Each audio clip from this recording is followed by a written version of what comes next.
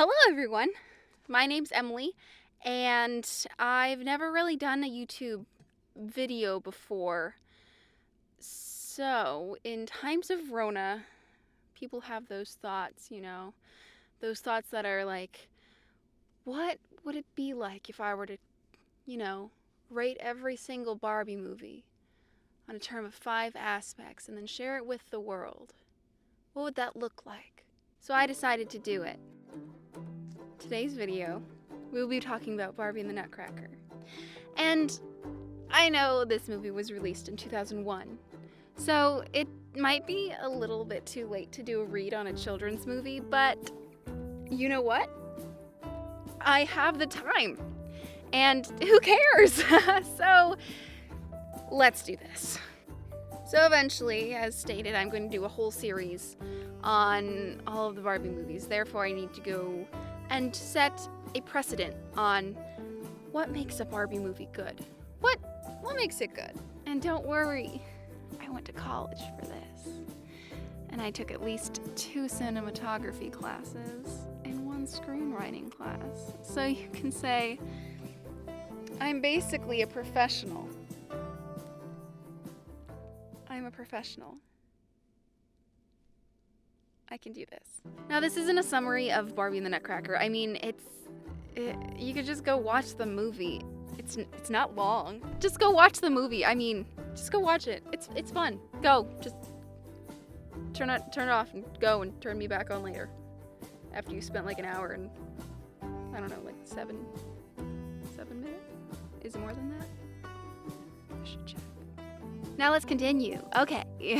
We have 5 categories to look at as we rate each of the Barbie movies, because we need to have a firm aspect in what we're judging, or else it's gonna be all willy-nilly, and we don't want that. We like our structure.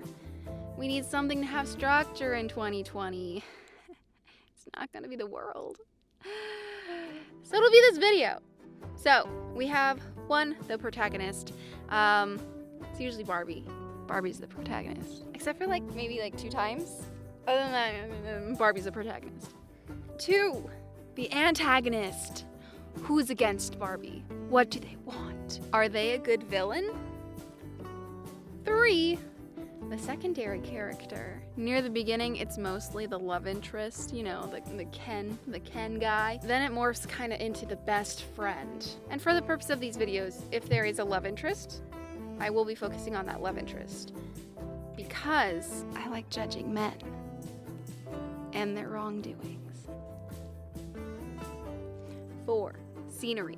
Setting is an important character within itself, so it's extremely important to any film or movie. And that goes with Barbie movies too. 5, the magic. What is the magical aspect of this movie? It's not so much about the literal magic, like fairies and stuff, but the magic is more so, why do we watch this movie? Why do we remember it after so long? What makes us keep coming back to watch this movie? What do we take out of it? That's all 5 elements of what makes a Barbie movie good.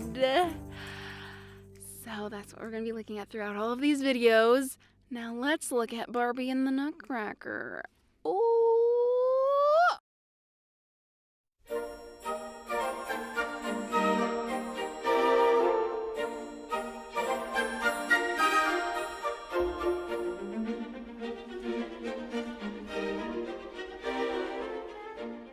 Okay, let's set the scene before we dive in too deep. Barbie and the Nutcracker was released October 2nd, 2001, which is odd considering it's a Christmas movie.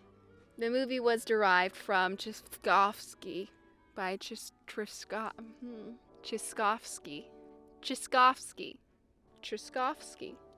The movie was derived from the ballet, The Nutcracker, by Tchaikovsky, and that was derived from E.T.A. Hoffman's The Nutcracker and the Mouse King. I'm going to be looking off a lot because I have notes. I'm prepared. Don't judge me for always looking at you. Cool. But the writers, Linda Eaglespien, Hilary Hinkle, and Rob Hudnut, did such a wonderful job with the script. Because they drew out the Nutcracker Ballet. Sort of. The Nutcracker Ballet runs for around 2 hours. This movie runs for an hour and a half. But in the Nutcracker Ballet, nothing really happens. Okay, I know I said I wasn't going to talk about it a lot, but here is a brief synopsis of the ballet. Characters introduced. Party, party, party. Drosselmeyer gives Clara the Nutcracker. Party, party, party. Sleepy Clara. Tree gets real big. Mouse King shows up. Wow, Nutcracker alive? Fight, fight, fight. Clara hits the Mouse King with her shoe, which is apparently made out of lead. And then the Mouse King dies. I guess. Nutcracker is like, thanks. I'm gonna go, man. I'm gonna go back to my place and have a little party. You wanna join me, Clara? And she's like, sure. Party, party, party. Dance, dance, dance. Clara wakes up. The end. And trust me, for someone who sat through that ballet for 12 years of their life, it's a little plot over a long, long time. But it sure does look pretty, doesn't it? Alright, speaking of pretty, let's talk about our protagonist. It's Clara. She is your classic bourgeoisie heroine. This is our first look at Barbie in full movie-length format. I'm not counting Barbie and the Rockers because that's more of like a longish short, and it was like, came out in like the 80s, I think. So Clara has to be good. She needs to sell Barbie. And boy, oh boy, does Mattel come out hard. Clara is the epitome of Barbie core. Clara, born into wealth, doesn't have parents. I guess they died according to wiki.barbie.com. Barbie.wiki.com? They're dead, okay? She's 16 too, and I honestly don't remember what I was doing when I was 16, but I sure didn't have enough confidence to walk headfirst into a mouse hole. But hey, there's different circumstances. See, she was a privileged, sheltered white girl who turned into the size of a doll. And I was an anxious, claustrophobic, privileged white girl. Sadly not the size of a doll. Alas, we have differences. Continuing. So Clara's big thing in the movie is that she's the sugar plum princess.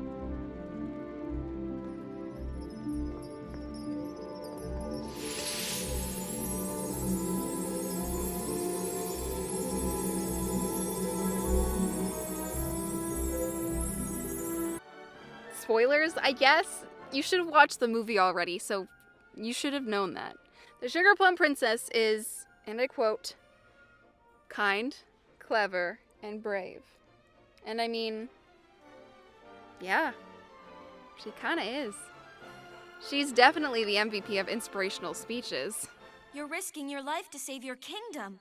Isn't that what princes do? And if we don't? You battled the Mouse Army, rescued Captain Candy, and saved us from a vicious pile of rock. All without the Sugar Plum Princess. Don't worry, Clara. I'm just wood, remember? You and I know you're much more than that. Prince Eric. I literally have no qualm with this version of Barbie. She is a fantastic introduction into a wonderful series of movies. And not to mention, she is swole as hell. Have you seen her climb that garland? It is easily 5 feet off of the freaking ground. And she grabs onto it and she climbs it like a freaking champ. And not to mention the precision, the aim that she had to have as she flung her shoe at the Mouse King. Yes!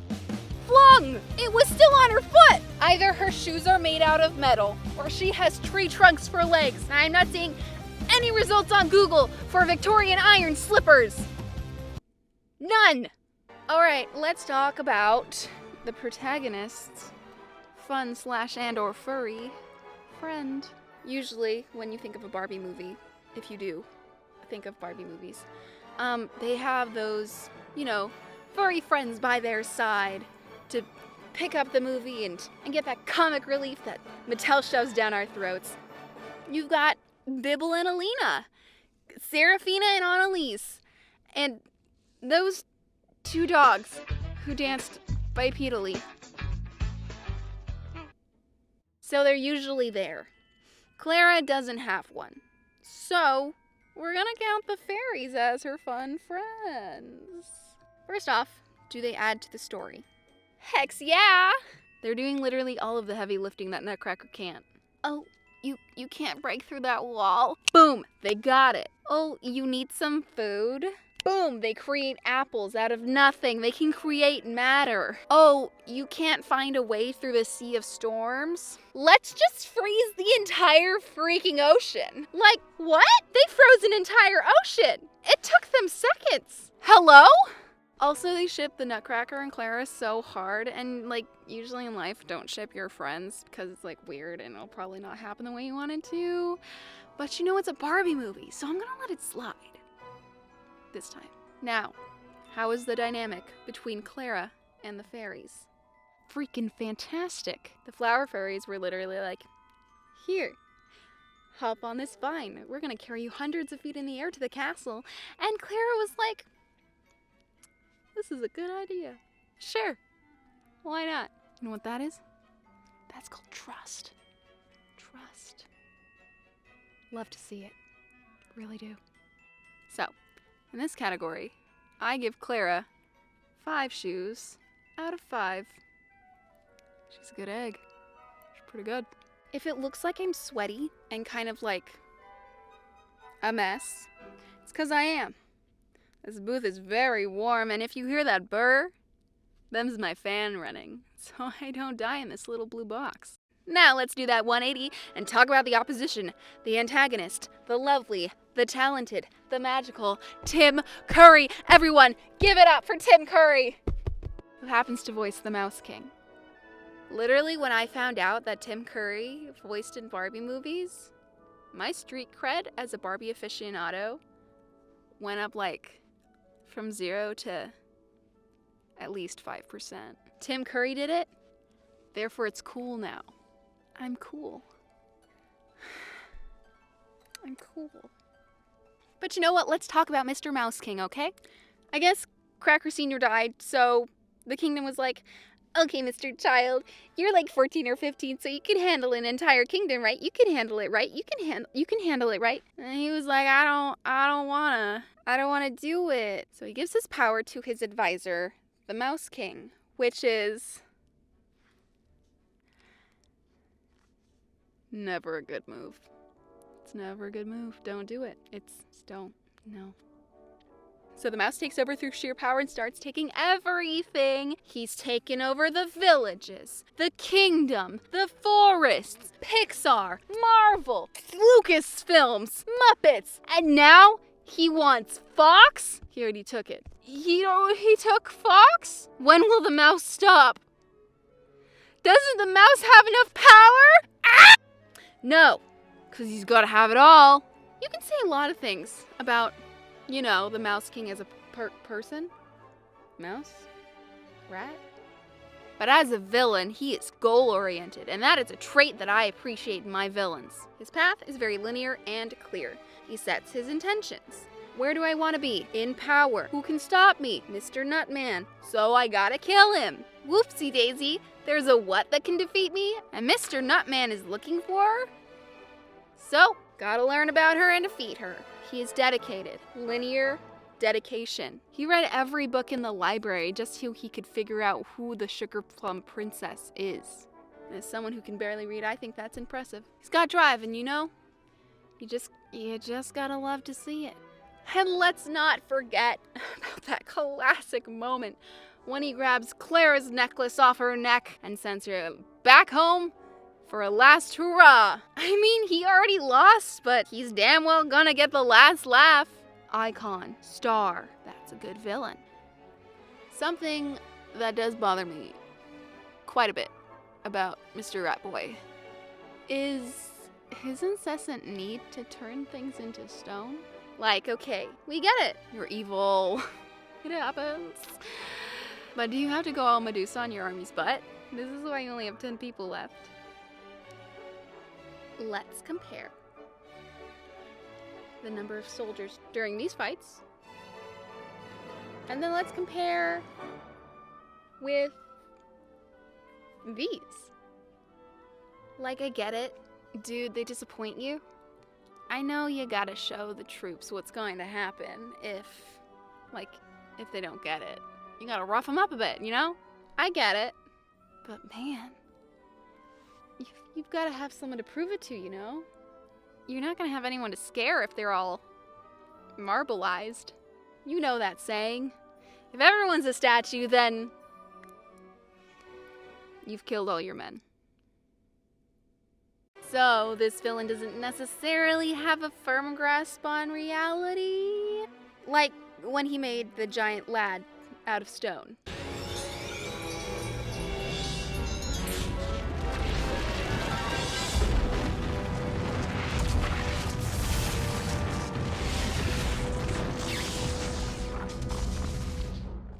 You literally removed one of your room's support beams.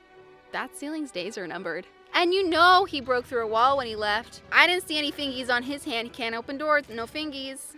Speaking of fingies, toesies.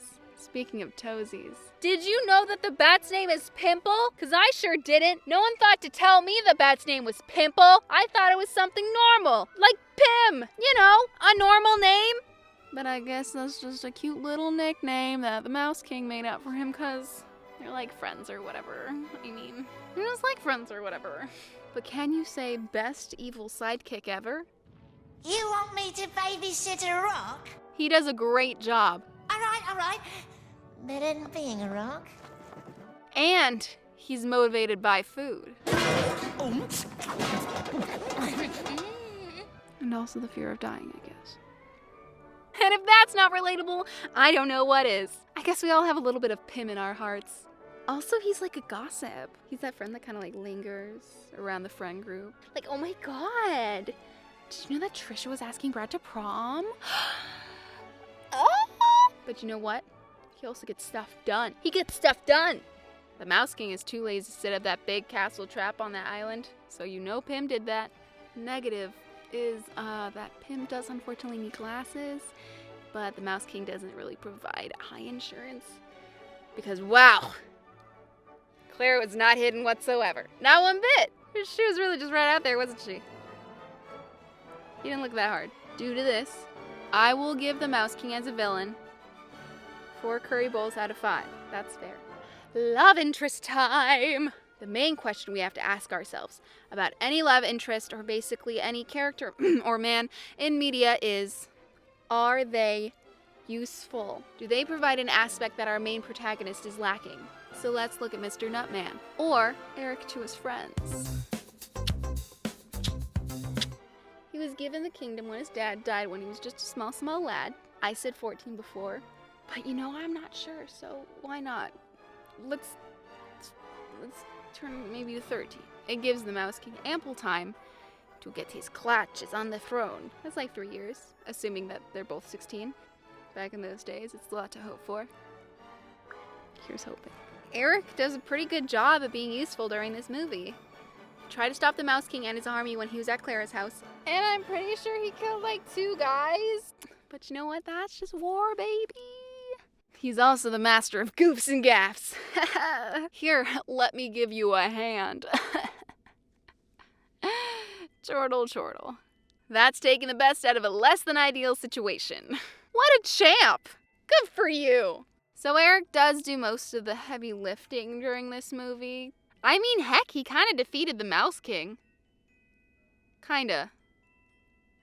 Clara did help. In my opinion, the Nutcracker is one of the most worthwhile love interests in all the Barbie movies. Not so sure about worthwhile secondary characters, because we've got some pretty bomb ones along the way. Stay tuned. See if my attention span lasts that long. But he is present. He's helpful and determined. Like the Mouse King, he knows which direction to go in. Gotta take back a throne. How is he gonna do that? Gotta defeat the Mouse King. How is he gonna do that? Gotta find the Sugar Plum Princess. He's just a good egg. He doesn't take away from Clara's light, and he's there to support her as she is there to support him. It's a good partnership. Give and take. Good partnership. I literally cannot think of a bad thing about him. Except that he's a murderer. So we're just gonna pass that real quick. But you know what? What kind of person hasn't murdered 1 or 2 people in their lifetime? I mean, we can be honest. Have you? For that reason, I give Eric 5 nuts out of 5. That's 3 so far. How are we doing? Are you guys intrigued? Do you like it? Are you interested? Fascinated? If so, comment below. That means I'll stop rubbing my hands on these walls and making these fun sounds. Fun sounds. I will be doing these reviews in order, so up next is Barbie Rapunzel as soon as I get to it. Alright, continuing. Parthenia, a beautiful vacation destination filled with trees that smell like peppermint and, oh, you've never seen a sky so blue! Home to the Palace of Sweets, ice caves, the Sea of Storms, and plentiful other biomes. What do we ask for in a perfect setting? A set can be abstract or minimal, modernistic, cluttered, or something else entirely. But it needs to encapsulate the tone, mood, and idea of the story. The Nutcracker is rather lighthearted, if you ignore the death, political corruption, and enslavement. But you know, a rather jovial film. So it's gotta be lighthearted, have bright colors, and, you know, fun. But you know, serious enough to see the destructive political landscape. But you know, it's a children's movie. Just sometimes people die or whatever. And honestly, I'm saying this a lot. They did a good job. You can see the destruction that the Mouse King has brought with all of his lootings, pillagings, getting rid of the fairies, sealing off the ice caves, and somehow trapping all of the fairies in a well. How did they do that? Did they just how'd they do that? I need to know. You see the decimation of the Candy Village, the bridge that's not there and somehow has a lack of gravity happening there, and the way the refugees had to hide themselves away. A land that was once filled with magic and joy, taken over by the Mouse King's influence. But I'm gonna be real honest with y'all, it also kind of looks the same, especially when I was a kid watching this for the first, second, and third time. It never really clicked when Claire defeated the Mouse King and got all sparkly and like waves of magic were going over the land and fixing everything. I thought it was just turning up the saturation, which I guess it kind of was, but what I'm saying is I need a gritty Barbie reboot where Parthenia is an apocalyptic wasteland until Claire fixes it. I need it. But then again, I mean, it highlights that sometimes you just can't see the problems in society until you look a little bit harder. I need a grungy Barbie movie. I want her to wear black and be covered in dirt. So, I'm going to give Parthenia a score of 4.5 peppermints out of 5. It was good, but nothing's perfect. Unless you're Tim Curry. Last but not least, we have our final category, which is what draws us to this movie? What is the magic of it? Why do we keep coming back, even though the animation is so bad? What does this movie teach us? Usually at the end of each Barbie movie, there is a little blurb, like the lesson, a quote, something at the end, at the very end of the credits. There wasn't. At least not on my copy, which is probably one of the first copies that came out, because I was like 4. No, I was 1. I wasn't old enough to comprehend this Barbie movie when I was little. I am now. Okay, I did some Googling and found out the phrase was supposed to be, anything is possible.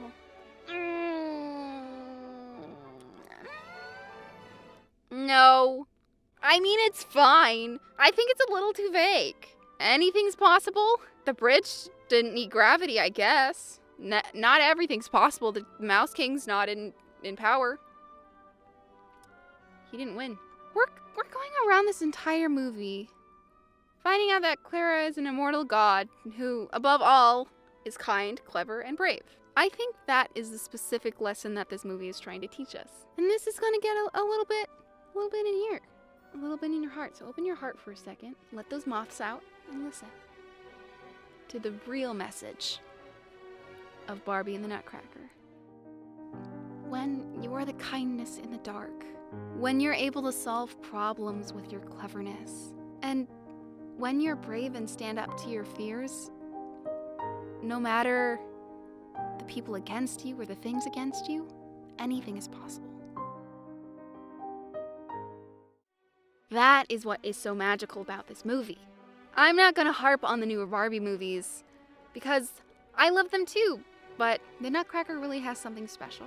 It doesn't need elaborate plots, out of this world settings, or even good animation because we all know she ain't got it. Clara is just a girl stuck in a sticky situation, and she figures it out with the help of her friends. It is a heartwarming, simple story that keeps people coming back each time. In my opinion, no other Barbie movie has this level of pure wonder and magic that comes with this story. That is why I'm going to give this, the magic category, a score of 5 sparkles out of 5. I will forgive the original lesson because it wasn't on the DVD copy credits. At least not on my copy. That brings us to a total score of... drumroll, please. 4.5 out of 5. I realize this is a high score. And, you know, I honestly think that Barbie and the Nutcracker deserves it. This was Barbie's big cinematic reveal, and she knocked it out of the park. How would you guys rate this movie? Do you personally like it? Do you agree or disagree with me? I kind of want to see what you guys are thinking, so please comment below. And if you enjoyed this video, click that like button if you want to see more. It'll keep me going, maybe. I hope so. If you want to be updated on when the next one comes out, hit that subscribe button. The next one is Barbie and Rapunzel, and I can tell you, it's pretty good. I don't know if you guys have seen any of the Barbie recent kind of YouTube videos that she puts out. Barbie always says something at the end of her videos, which is, pace, positive attitudes change everything. And I would like to continue that on with this channel, because I think we need some positivity right now. Alright everyone, I hope you have a great day, and I hope to see you guys next time. Peace!